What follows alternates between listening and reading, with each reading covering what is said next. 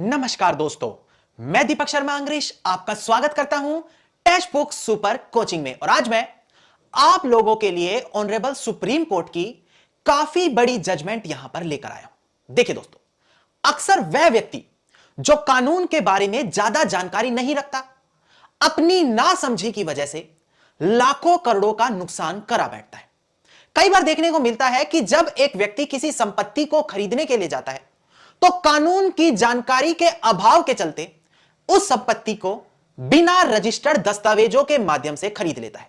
जैसे कि कई बार वह व्यक्ति बोलता है कि मुझे सामने वाले व्यक्ति से पैसा लेना था, उसने मुझे एक कागज पर लिखकर साइन करके दे दिया कि मैं यह संपत्ति तुम्हें दे रहा हूं। कई बार लोग यहां पर बोलते हैं कि हमने उनसे एक एफिडेविट बनवा लिया, जबकि कई लोग कहते हैं कि हमने तो 1000 रुपए, 2000 रुपए, 500 रुपए के स्टैंप पेपर पर लिखवाया है।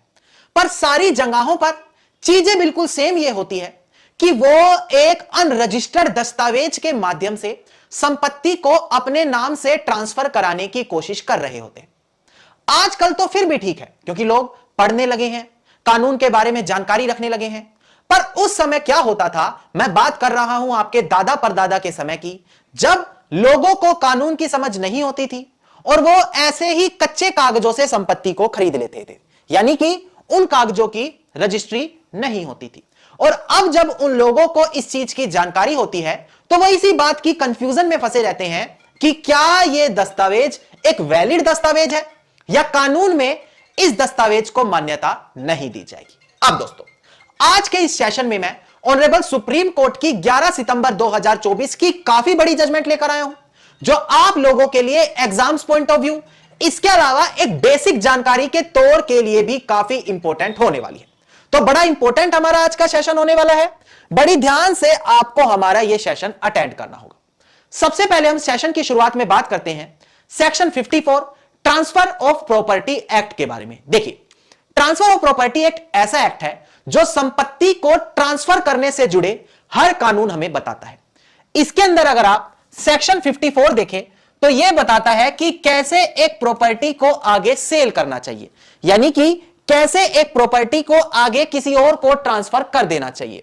इसके अंदर साफ लिखा है कि अगर एक इमूवेबल प्रॉपर्टी है, यानी कि एक अचल संपत्ति है, जैसे आपका मकान, आपके फ्लैट हो गए, जिसकी वैल्यू या तो 100 रुपए है या 100 रुपए से ज्यादा है, तो ऐसे केस में क्या होगा, उस संपत्ति को केवल और केवल रजिस्टर्ड दस्तावेज के माध्यम से ही आगे सेल किया जा सकता है।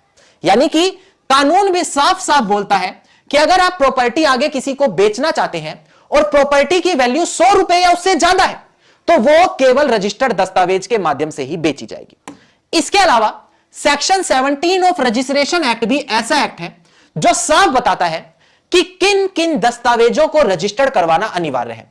जैसे एक क्लॉज बोलता है किसी प्रॉपर्टी को गिफ्ट करना है, उसको रजिस्टर्ड कराओ, या कोई ऐसी प्रॉपर्टी है जो विल वसीयत के माध्यम से नहीं दी जा रही, क्योंकि विल वसीयत एक ऐसा दस्तावेज है जिसको रजिस्टर्ड करवाना अनिवार्य नहीं है। तो इन्होंने बोला कोई ऐसा डॉक्यूमेंट जहां पर आप किसी का right create, declare, assign, limited या एक्सटिंग्विश कर रहे हो, तो हर उस दस्तावेज को रजिस्टर्ड करवाना अनिवार्य है। जबकि सेक्शन 18 उन दस्तावेजों के बारे में बात कर रहा है जिन दस्तावेजों को रजिस्टर्ड करवाना जरूरी नहीं है, मतलब कि ऑप्शनल है।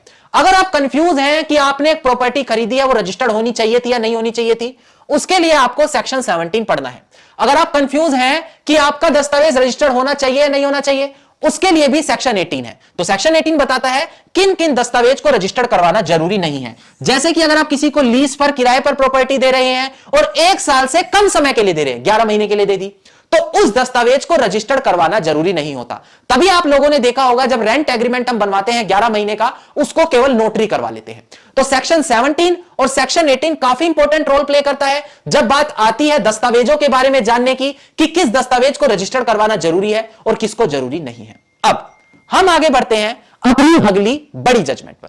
केस टाइटल है बीना एंड अदर, जो प्रेजेंट केस के अंदर अपीलियंट थी, versus Charan Das through legal representative and other, जो प्रेजेंट केस के अंदर रिस्पोंडेंट है। इसका सिविल अपील नंबर है 3190 ऑफ 2014। और सबसे बड़ी बात, 11 सितंबर साल 2024 की हमारी ये जजमेंट है। काफी इंपॉर्टेंट जजमेंट है। प्रेजेंट केस में क्या हुआ, मकान मालिक और किराएदार के बीच विवाद है, डिस्प्यूट है। मकान मालिक पहुंच गया कोर्ट में, उसने क्या कहा कि मैं अपने किराएदार को बाहर करना चाहता हूं, इसीलिए मैं यहां पर इविक्शन सूट कोर्ट में फाइल कर रहा हूं। अब किराएदार का कहना है नहीं, मकान मालिक मुझे नहीं बाहर कर सकता, क्योंकि हमने एक सेटलमेंट किया था, मैंने और मकान मालिक ने, और सेटलमेंट में हमने यह लिखा था कि अगर मैं 12,000 रुपए मकान मालिक को देता रहूंगा तो वो कभी भी मुझे प्रॉपर्टी से बाहर नहीं करेगा। तो इस सेटलमेंट के आधार पर मैं इस संपत्ति का मालिक घोषित हो जाना चाहिए। अब प्रेजेंट केस में सबसे पहले ट्रायल कोर्ट में यह मैटर गया। ट्रायल कोर्ट क्या होता है दोस्तों? ट्रायल कोर्ट का मतलब होता है सिविल जज फर्स्ट क्लास, जिसने सबसे पहले उस केस को ट्रायल किया हो। ट्रायल कोर्ट ने क्या कहा कि नहीं भाई, इस दस्तावेज के आधार से हम किराएदार को मालिक नहीं मान सकते, और वहां पर किराएदार को बाहर होने के आदेश दे दिए। यह मैटर अपील होकर अपीलिएंट कोर्ट के सामने गया, यानी कि डिस्ट्रिक्ट जज के सामने डिस्ट्रिक्ट कोर्ट में। डिस्ट्रिक्ट कोर्ट ने भी ट्रायल कोर्ट का फैसला सही ठहराया और यह बोला किराएदार को बाहर होना पड़ेगा। फिर ये आगे फर्दर अपील होकर ऑनरेबल हाई कोर्ट में गया, पर ऑनरेबल हाई कोर्ट ने कहा कि देखो भाई, जब किराएदार और मकान मालिक सेटलमेंट कर ही चुके हैं और उस आधार को देखें तो किराएदार हर महीने या समय समय पर 12,000 जो दे रहा है, उस आधार पर तो उसको बाहर नहीं होना चाहिए, और यहां पर ट्रायल कोर्ट का फैसला गलत ठहराया। अब यह मैटर फाइनली अपील होकर ऑनरेबल सुप्रीम कोर्ट के सामने आ गया।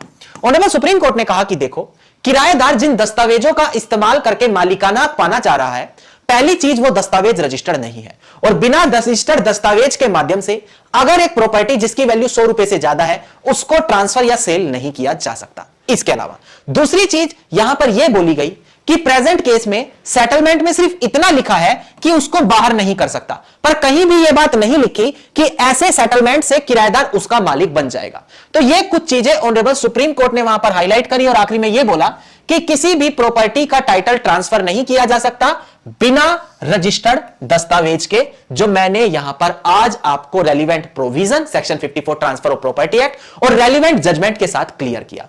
तो अब अगर आपके पास कोई नोटरी का कागज है, कोई कोरा कागज है, कोई स्टैम्प पेपर है जिससे आप खुद को मालिक समझ रहे थे, तो आपको क्लियर होना चाहिए वो दस्तावेज मालिकाना हक का दस्तावेज बिल्कुल भी नहीं होगा। तो ऐसे केस में आपको तुरंत एक अच्छे एडवोकेट से कंसल्ट करके अपने नाम प्रॉपर तरीके से प्रॉपर्टी को ट्रांसफर करा लेना चाहिए। तो रेलिवेंट जजमेंट आप लोगों को जागरूक करने के लिए काफी ज्यादा लाभदायक होगी, ताकि आप लोग अपना लाखों करोड़ों का नुकसान होने से बचा सके। धन्यवाद दोस्तों, उम्मीद करता हूं वीडियो में मिली जानकारी आप लोगों के लिए बेहद ज्यादा लाभदायक साबित होगी। अगर आपको हमारा आज का यह सेशन अच्छा लगा तो तुरंत वीडियो को लाइक, शेयर और कमेंट जरूर कीजिए। अगर आप किसी पसंदीदा टॉपिक पर सेशन चाहते हैं तो मुझे कमेंट सेक्शन में लिखिएगा, मैं उस टॉपिक पर आप लोगों के लिए सेशन लेकर आ जाऊंगा। और अगर आप हर रोज इसी प्रकार की इंफॉर्मेटिव वीडियोस पाना चाहते हैं तो चैनल को तुरंत सब्सक्राइब करके नोटिफिकेशन बेल आइकन आप जरूर